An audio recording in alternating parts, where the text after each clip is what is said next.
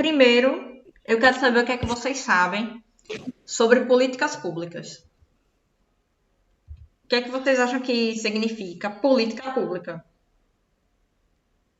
São aquilo que é tudo de todo mundo, que é público. É público para todas as pessoas usar, ver, mexer, tocar. Mas e o nome política? O que é que tem a ver? Tem a ver com saúde, esses negócios assim. É porque nós estamos meio esquecidos, mas nós já estudamos isso. É, a gente já estudou já. Ah, que bom. Em religião, não foi? Então, gente, Acho que está foi. relacionada à política basicamente porque, como é algo público, é de responsabilidade do governo.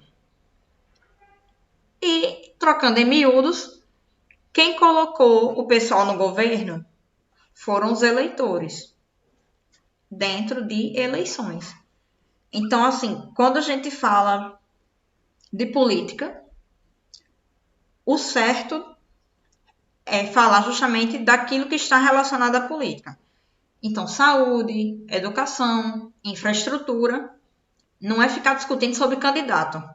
Isso aí é politicagem. Então, quando a gente fala de política pública de saúde, a gente está falando daquilo que é responsabilidade do Estado e que envolve junto medidas para visar melhorias, procedimentos que estão ali para garantir os direitos do cidadão. Tranquilo até aí, né? Ah, sim, gente. O livro na página 74. Ok?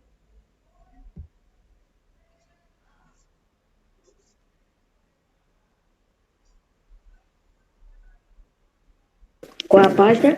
74.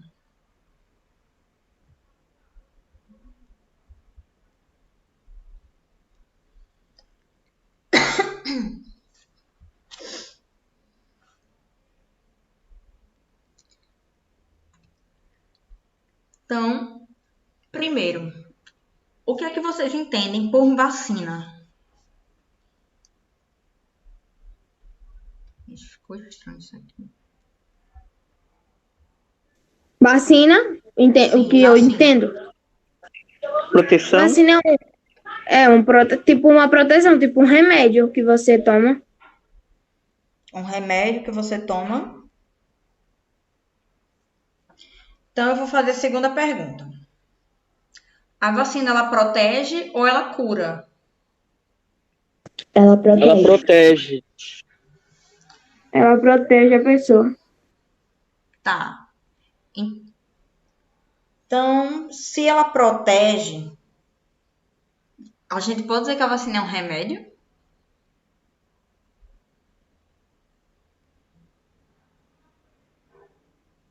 Para que a gente toma remédio? Sim. Para curar. Para curar. A vacina é para proteger. Então, qual é a diferença da vacina para um remédio?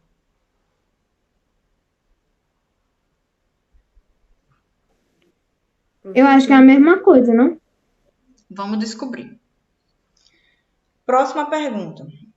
Nessa imagem que vocês estão vendo aí, tem criança, tem idoso, tem uma gestante.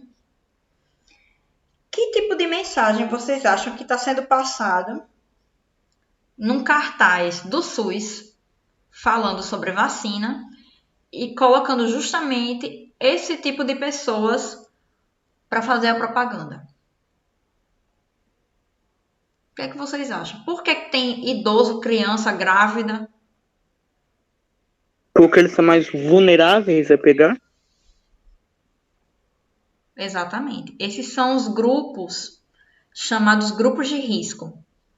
Então, geralmente crianças, idosos e gestantes são grupos prioritários a vacinas, tá?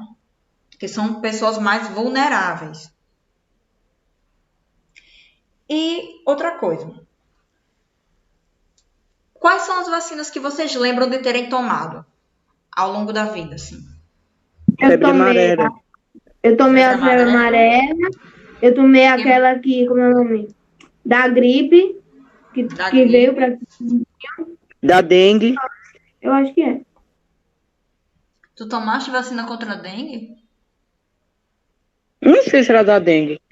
Pra mim Acho que não foi Mas febre tava amarela, vacina, não? não. não sei, porque Eu tomei um monte que eu nem sei, mas tô todo furado já. Pois é, gente. Se vocês procurarem o cartão de vacina de vocês, vocês vão ver que tem vacina da poliomielite, sarampo, gripe, que tem que tomar todo ano. Acredito que vocês tenham tomado também a vacina do HPV, porque vocês geralmente tomam quando é criança e tal. Acho que. Oi? Acho que eu tomei aí também. Provavelmente. Vocês pegarem o cartão de vacina de vocês, vocês vão ver a quantidade de vacinas que vocês já tomaram ao longo da vida de vocês.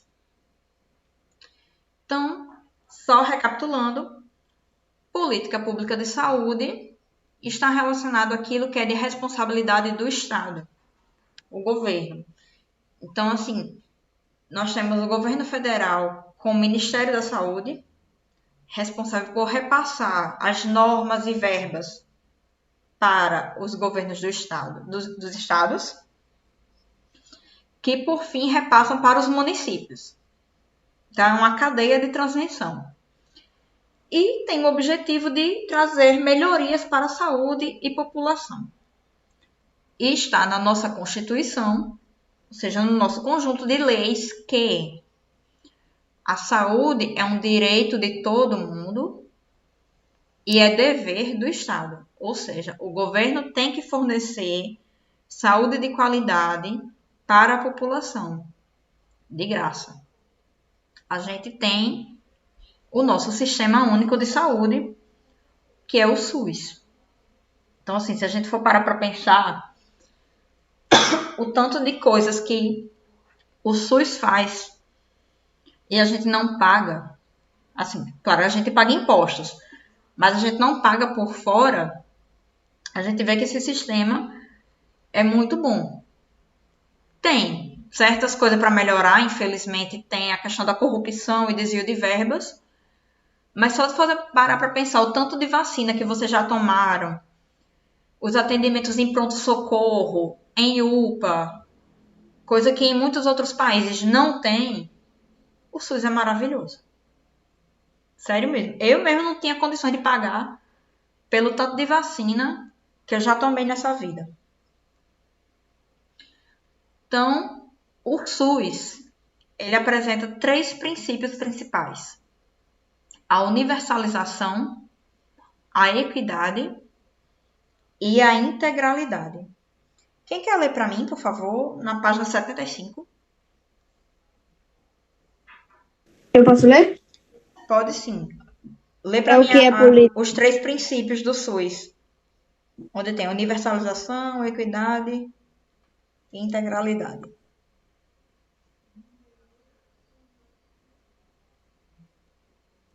A universalização. A saúde é um direito de cidadania de todas as pessoas e cabe ao Estado assegurar este direito, sendo que o acesso às ações e serviços deve ser garantido a todas as pessoas, independentemente de sexo, raça ou ocupação ou outras características sociais ou pessoais. Agora, Pode continuar? equidade. Equidade. O objetivo desse princípio é diminuir desigualdades a pensar de todas as pessoas possuírem direito aos serviços. As pessoas não são iguais e, por isso, têm necessidades distintas. Em outras palavras, equidade significa tratar desigualmente os desiguais, investindo mais onde a carência é maior. Integralidade. Este princípio considera as pessoas como um todo, atendendo a todas as suas necessidades. Para isso, é importante a integração de ações, incluindo a promoção da saúde, a prevenção de doenças ou tratamento e a reabilitação, juntamente o princípio de integralidade pressupõe a articulação da saúde com outras políticas públicas para assegurar uma atuação intersetorial entre as diferentes áreas que tenham repercussão na saúde e qualidade de vida dos indivíduos. Então, gente, 3 pontos principais que regem o SUS. Universalização, ou seja, tem que ser para todo mundo, independente de classe social, independente do sexo,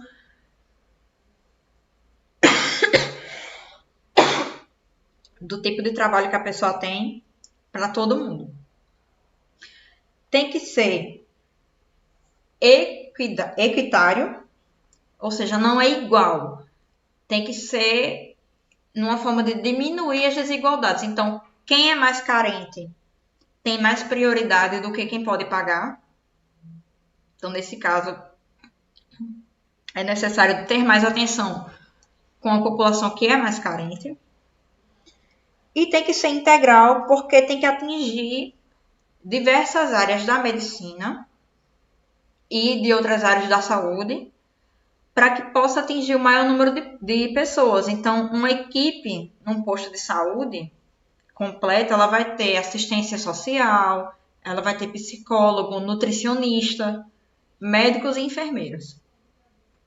Então, tem que ser uma coisa montada dessa forma. E aí, como a gente viu, as campanhas de vacinação, elas vêm para prevenir, não é para curar. Ou seja, a pessoa toma vacina antes de ficar doente. É para evitar que você fique doente. Então, por exemplo, se eu tô com sarampo, adianta eu tomar vacina do sarampo? Eu vou ficar curada? Não. Não. Porque eu já tô doente. A vacina ela vem para me proteger antes de pegar a doença. Então vamos para a página 76. Campanhas de vacinação. Quem pode ler para mim, por favor?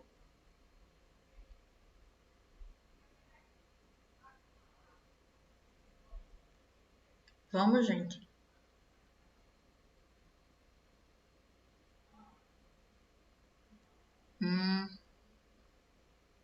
Na outra página? Isso, na página 76.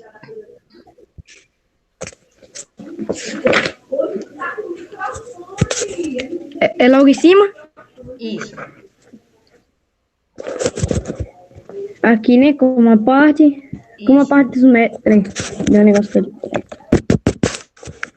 Como a parte dos médicos de promoção de saúde e prevenção de doenças, em 1973, o Ministério da Saúde determinou a formulação do Programa Nacional de Imunização, PNI, que oferece de forma gratuita vacinas de segurança comprovada pela Agência de Vacina Sanitária.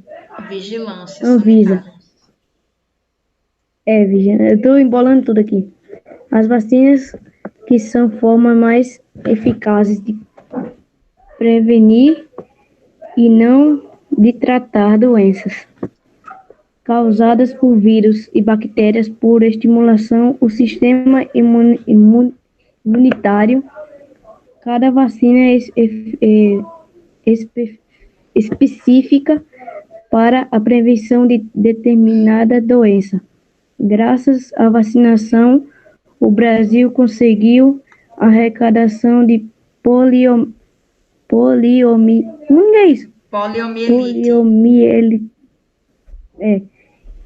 Doenças como sarampo, rubéola, tétano, tem uns acentos, tétano, como é que eles chamam aqui? Outro? Difteria e coqueluche. Difteria e coqueluche. Então, pausa aí. Mas, Então, olha só, gente. A poliomielite é conhecida também como paralisia infantil. E a varíola era uma doença que assolou o Brasil no século passado e que matou muita gente. E também houve, graças às vacinas, assim, poliomielite e varíola foram erradicadas. Então, hoje a gente não encontra casos de varíola nem de poliomielite no Brasil. E as outras doenças como sarampo, tétano, rubéola, coqueluche foram diminuídas em número de casos. Mas vocês já ouviram falar do movimento anti-vacina? De pessoas que não acreditam em vacina, aí não levam o filho para vacinar. Sim. Então, há alguns anos, no Sudeste começou a ter surto de sarampo novamente.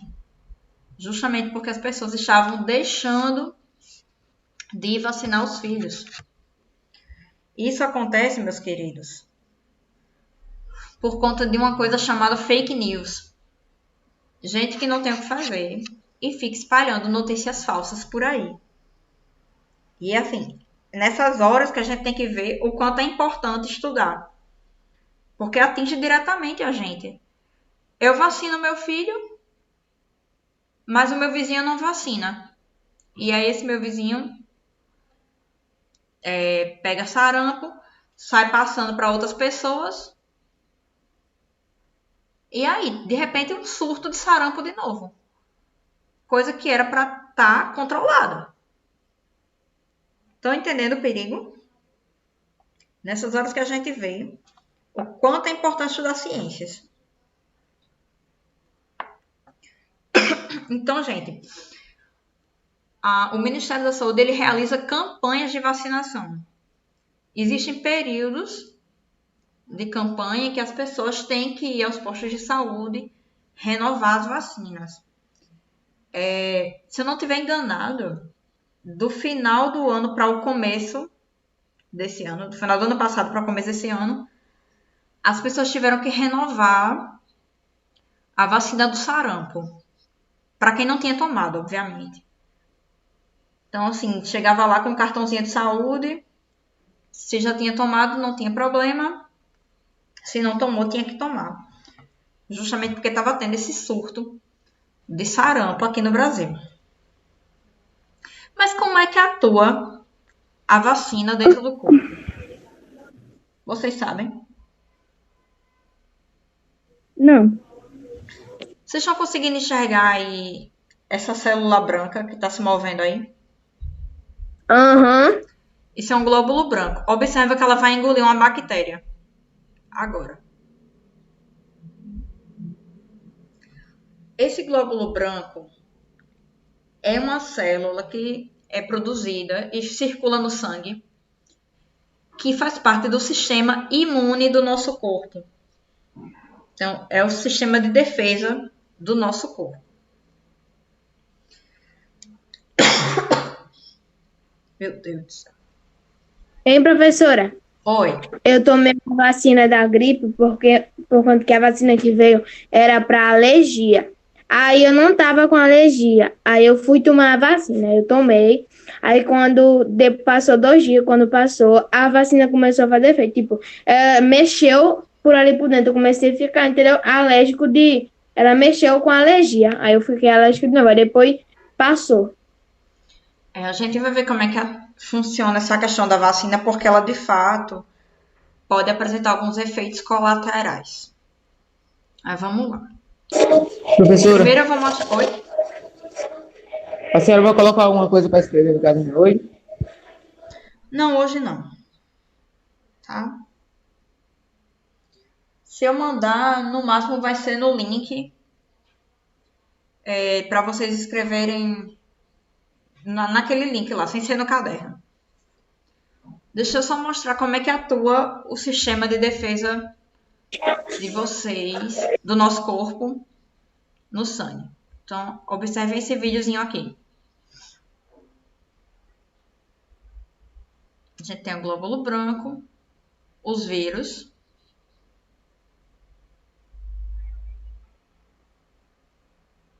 Coronavírus azul. Deixa eu só... Opa. Quem já viu, hein?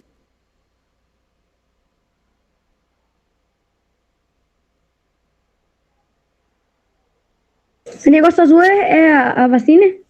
Não. Não? Não. Não, Vou pausar aqui para Esse que vocês verem apregou. uma coisa. Quem é a próxima pessoa a ler? Para ler esse tópico 3. Vacinas e sua ação no corpo humano. Eu posso ler? Pode, Gabriel.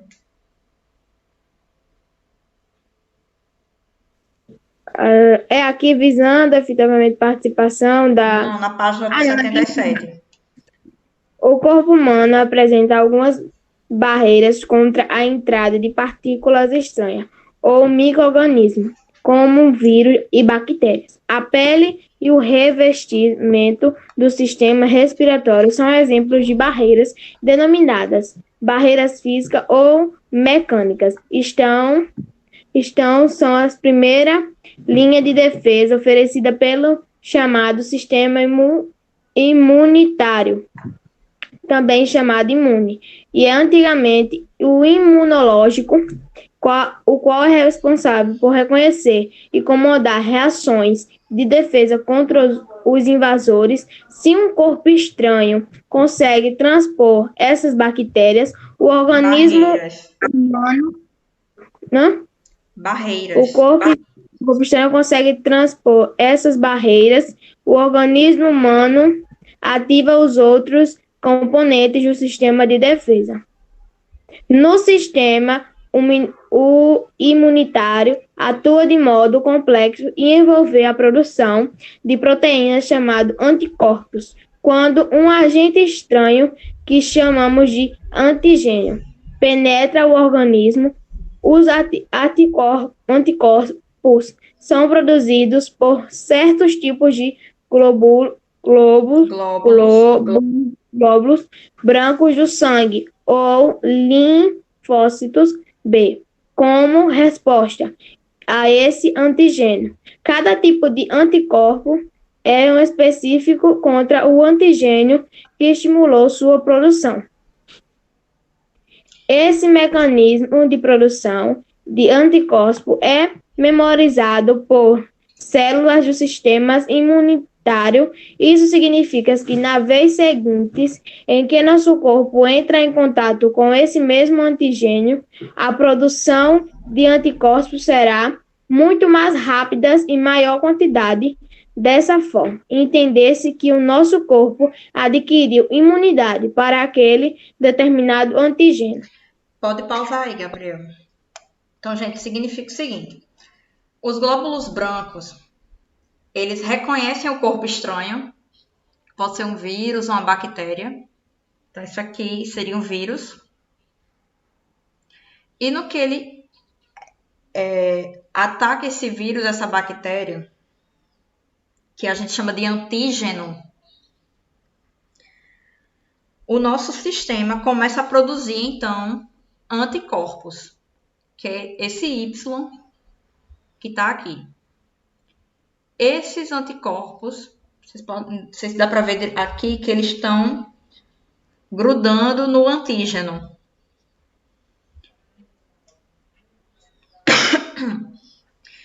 Eles são produzidos como resposta ao antígeno. Quando entra um corpo estranho no nosso corpo, o nosso sistema imune começa a produzir anticorpos para combater esse antígeno.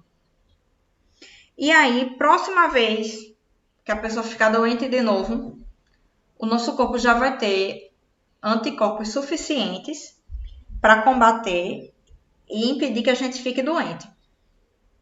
Então, a vacina, ela é basicamente feita dessa forma.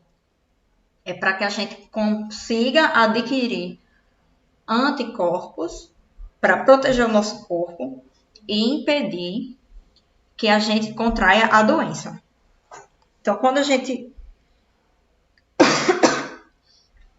tem anticorpos, a gente diz que a gente está imune, ou seja, adquiriu imunidade a determinado antígeno. Então, deixa eu só terminar de dar o play aqui, que vocês vão ver o anticorpo se ligando aqui no vírus.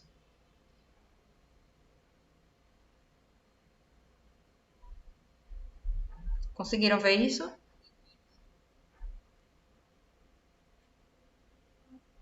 Ele engole, né, o vírus? Ele suga o vírus, minha gente. Pois é, então os glóbulos brancos, eles reconhecem o vírus ou a bactéria e começam a produzir também anticorpos. Então, olha só, o anticorpo ele se liga ao antígeno dessa forma.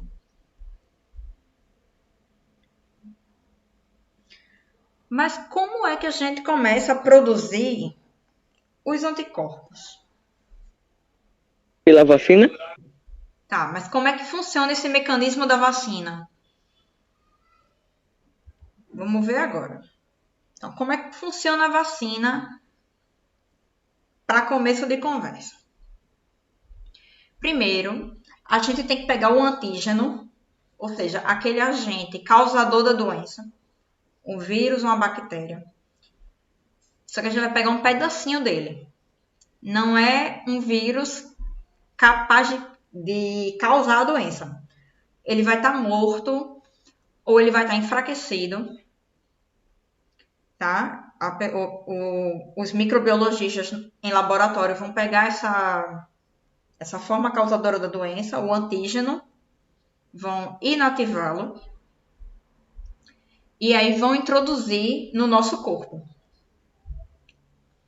Então, quando esse corpo estranho entrar no nosso organismo, o nosso sistema de defesa vai entrar em ação para combater esse corpo estranho.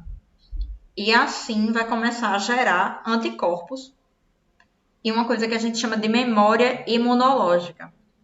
Ou seja, o nosso corpo, no momento que ele entra em contato com um vírus, ele arquiva lá na memória dele esse tipo de vírus, esse tipo de bactéria, e vai ter sempre anticorpo para combater esse vírus. A gente só precisa entrar em contato uma vez. E aí o resto do corpo se encarrega em manter a memória atualizada e está sempre produzindo anticorpos desse tipo de antígeno. Então, a vacina nada mais é, gente, do que colocar um pouquinho do antígeno dentro do nosso corpo para que a gente comece a produzir anticorpos. Então, no futuro, se a gente se deparar com a doença, o nosso corpo já vai ter anticorpos suficientes para impedir que a gente fique doente. Porque quando o antígeno entra no nosso corpo, os anticorpos vão em cima para destruir. Estão compreendendo? Sim. Alguma dúvida? Não, pode continuar, professora. Eu quero que vocês deem uma olhada agora nesse gráfico que tem aí, enquanto o Gabriel continua a ler.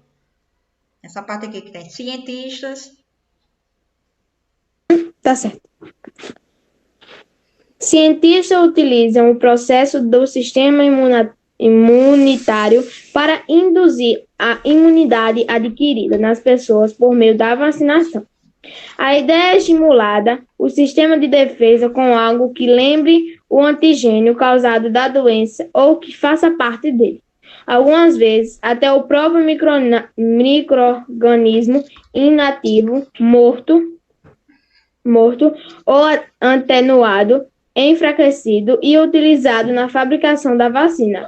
Como consequência disso, o sistema imunitário desenvolve a produção de anticorpos e de células responsáveis pela memória imunitária, que são capazes de reconhecer o mesmo antigênio novamente, mesmo depois de um longo período após a exposição. Portanto, as vacinas ativam o sistema imunitário e desencadeiam um mecanismo de imunização ativa no organismo humano.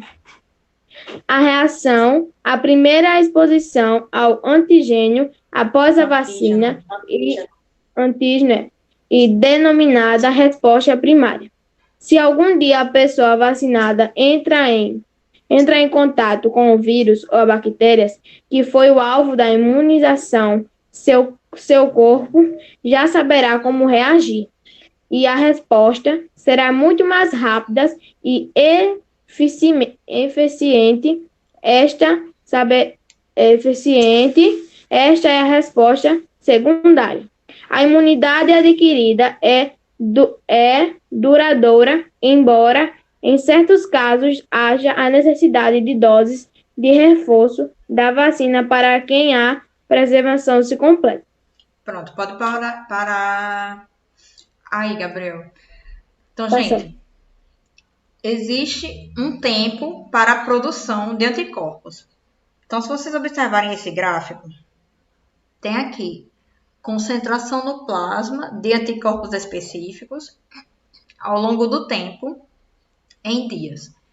Então, a primeira inoculação do antígeno, ou seja, a primeira dose da vacina, aqui no tempo 0.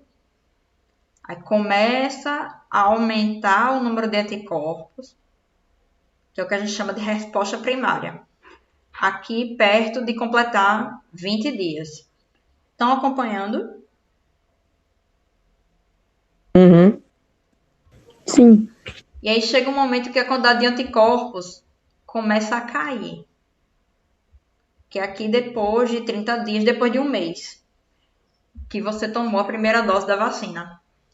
Aí vem justamente o momento de você tomar a segunda dose da vacina. E aí a quantidade de anticorpos produzidos é muito maior. Então a gente tem aqui uma resposta chamada de secundária. E ela também demora a diminuir a quantidade de anticorpos. Então, a primeira é só para dar um alerta assim no corpo. Aí quando vem a segunda dose, o corpo já está preparado e aí produz ainda muito mais anticorpos. O mecanismo da vacina é justamente isso, é mostrar para o corpo uma pequena dose do que seria aquela doença, ou aquele vírus ou aquela bactéria, para que o corpo comece a se preparar e a produzir anticorpos para combater a doença. Então, por isso que a gente tem essas vacinas que não são tomadas de uma vez. É uma dose, 2 doses, até 3 doses para serem tomadas. Então, geralmente, a terceira dose, da primeira para a segunda, passou um mês, 40 dias, né? Um pouco mais de um mês. Da segunda para a terceira dose, vai ser mais de 2 meses, mais de 60 dias, que é para poder também ter uma outra resposta. Vai acabar já já, Jonathan. Eu quero só mostrar para vocês a diferença entre soro e vacina. Por quê? Ambos servem para combater vírus ou bactérias, porém de modos diferentes. Então, a vacina a gente chama de imunização ativa, porque o nosso corpo é quem vai produzir os anticorpos. No caso do soro, a imunização é passiva, porque nós já vamos adquirir os anticorpos ali, que já estão presentes no soro. Então, no caso da vacina, a gente tem antígenos que são injetados, ou seja, a parte de um vírus ou de uma bactéria, que vai ser injetado no corpo para produzir anticorpos. Já no soro, não. Nós já vamos ter os anticorpos Atraca os introduzidos no organismo para destruir os antígenos.